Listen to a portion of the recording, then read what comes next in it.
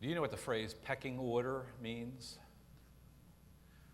I was interested to learn this week that there is an origin for that expression, and it goes back years ago to some Norwegian researchers who were observing barnyard behavior, and they were watching chickens.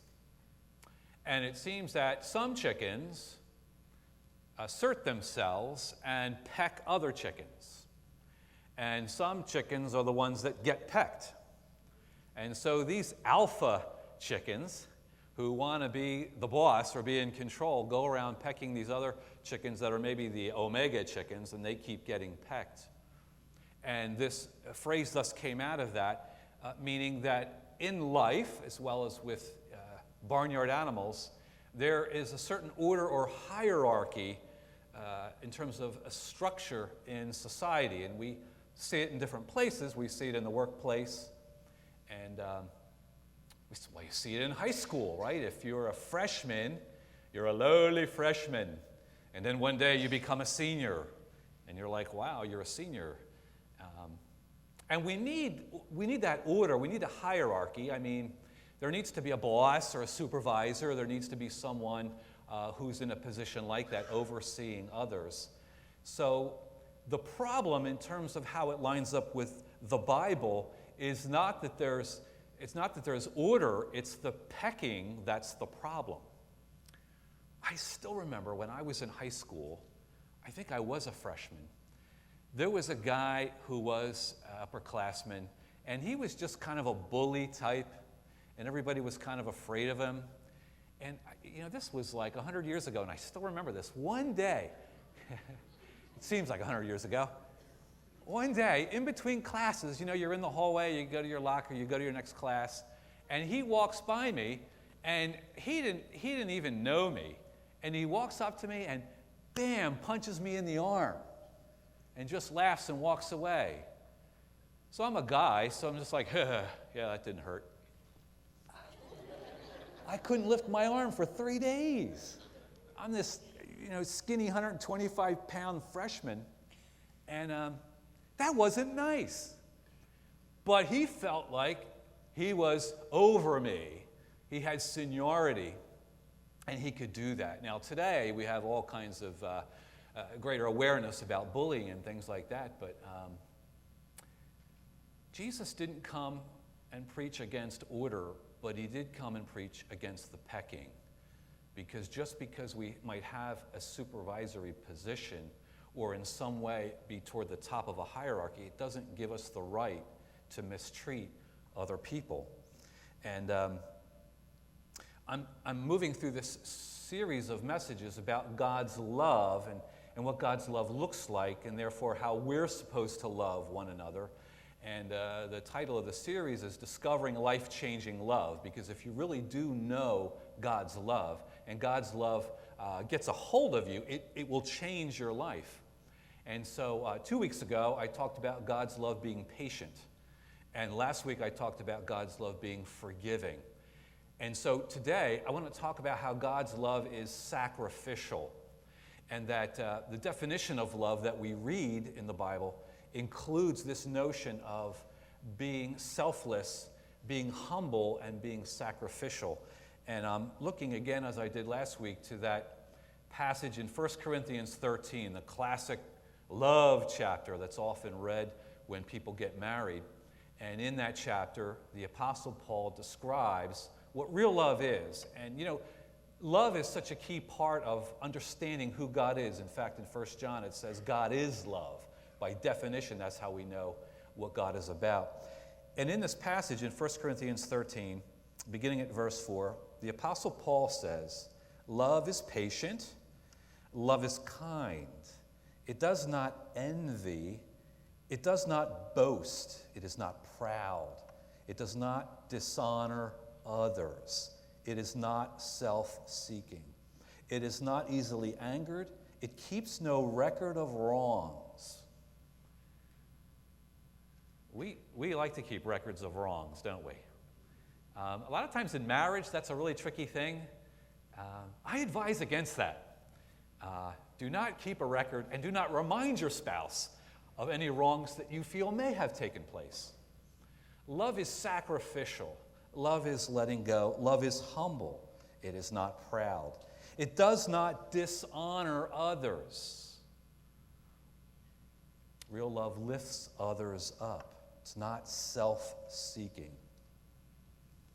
When Jesus came and taught about love, when he came and talked about how we should treat each other, when he got to the end of his earthly life and he would soon be taken away and be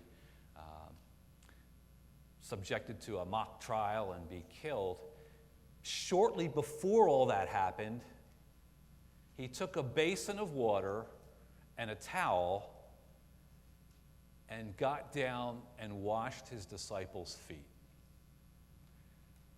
That was his way of modeling for us what love is to be. Love is serving. It is not self-seeking. Love is characterized by sacrifice, by humility.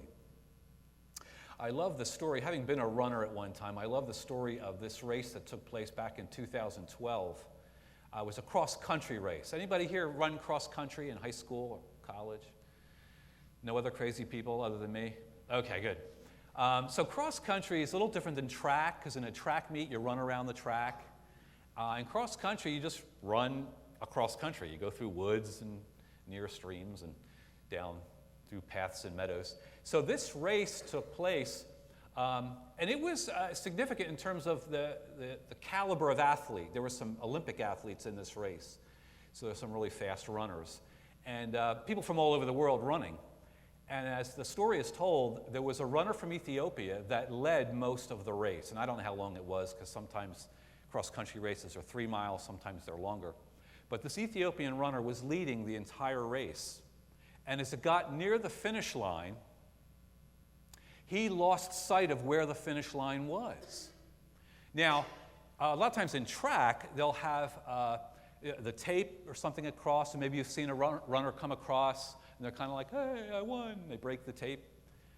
Cross-country isn't usually like that. You just kind of have to know where the end of the race is, so you know when to stop running. So there's no tape there. So this runner that was leading the whole way from Ethiopia, he stops before the finish line. There's another 10 meters to go, but he doesn't know it. So he stops running, and we can watch the video on YouTube, and he just kind of, catching his breath. Meanwhile, behind him is the runner in second place. Now, he's been trying to catch the runner in first the whole race. He's a runner from Spain. And so he recognizes what's happening, that this runner in first place has stopped too soon. So now he's got a decision to make. What would you do? He could breeze by him and go across the finish line, and he could win the race. Or he could do what he did do, which was he ran up behind the runner in first and kind of patted him on the back or grabbed him and said, dude, the race isn't over yet. You got 10 more meters. And so the African runner kind of, oh, okay. And so the second runner intentionally just kind of goes behind him and lets the other runner finish first.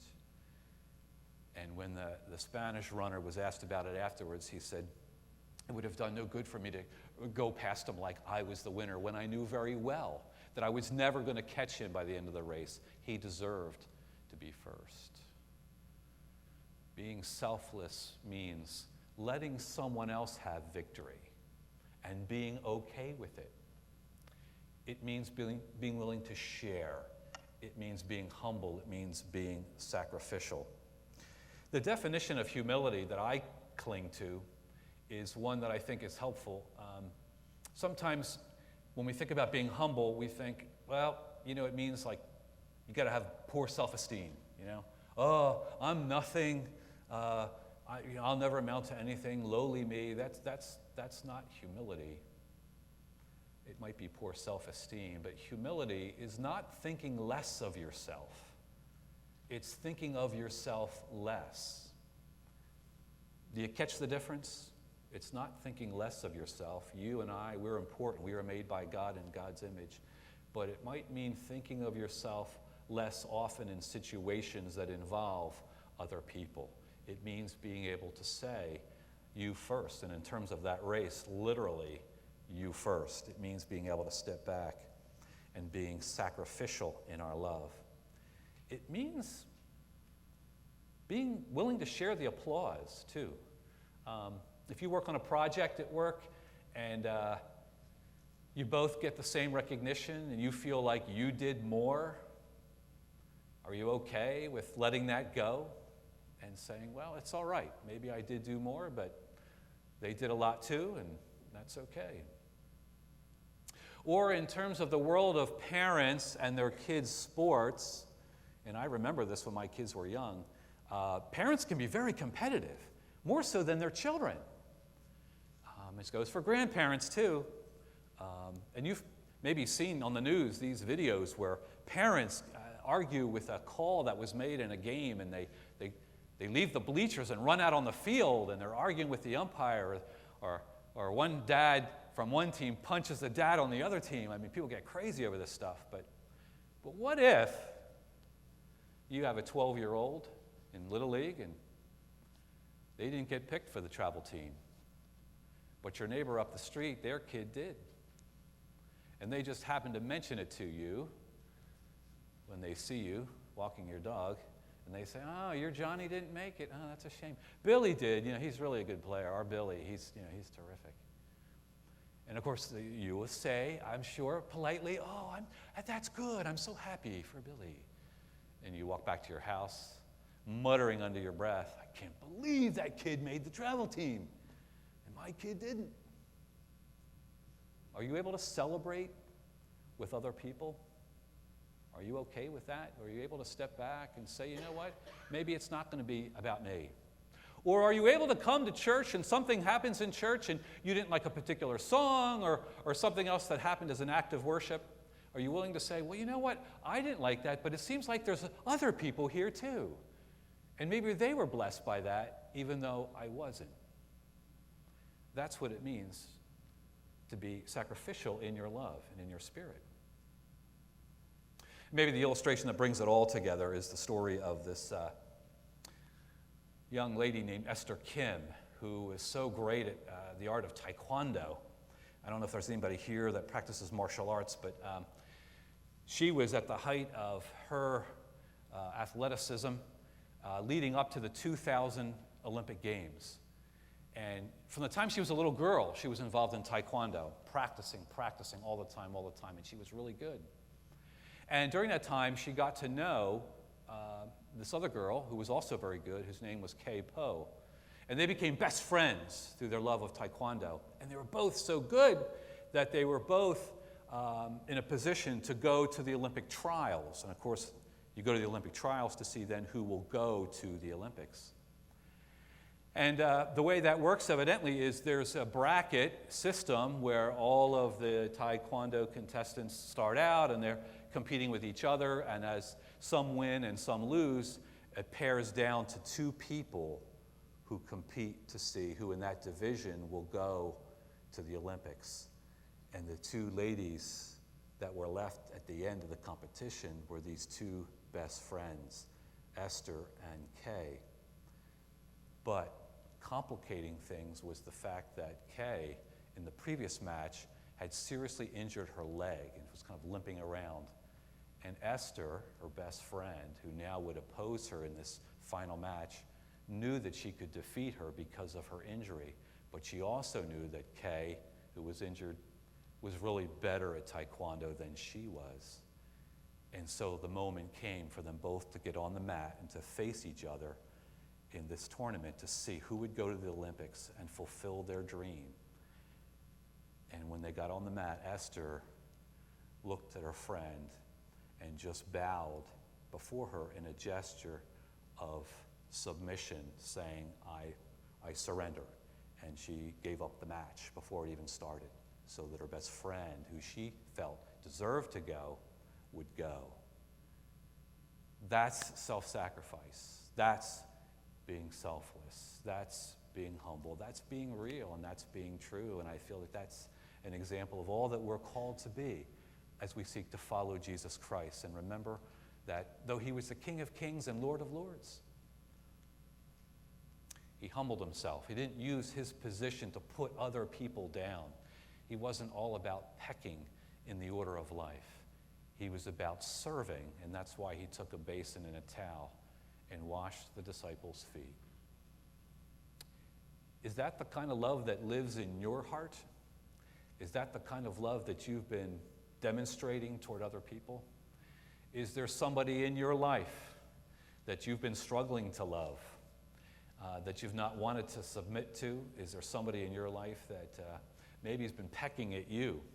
And so you need to do something in your heart and mind to be able to live with that person. You know, Paul said in Philippians, we're to have the mindset of Christ. That means we're to think like Jesus. So that if we think that way, chances are we will begin to act that way. Lord, it's not easy to put into practice what you've taught us about your love. We hear the words from Scripture, but Lord, it's hard for us to carry that out sometimes. So Lord, I pray that you would just fill us with your Spirit. Open our eyes to see, open our ears to hear, and open our hearts to love the way Jesus has loved us, that we might share that love with a world that desperately needs that love. So come and give us the strength we need to be Christians, and give us the love that we need in order to love in the way that Christ has loved us. All this we ask in his name. Amen.